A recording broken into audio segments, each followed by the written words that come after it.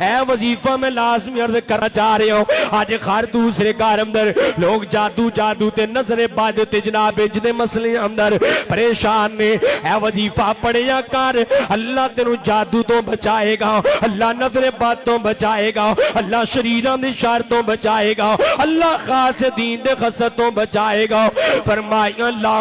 الہ الا اللہ وحدہ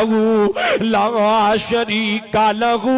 لہ الملک ولہ الحمد وہو علی کل شیء قدیر سونے مصطفیٰ علیہ السلام دی والنجمی دا غوا ان غوا اللہ وحی یوغا زبان وچو نکلن والے جملے نے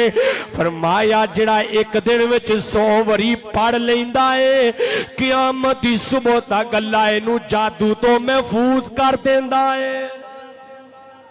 ایک 100 وری پڑھو نا جڑا بندہ ایک 100 وری پڑھ لیندا نا صرف جادو نہیں اللہ نو شیطان دے واراں تو بھی محفوظ کر دیندا ہے ایک دن پڑھ کے ویکھو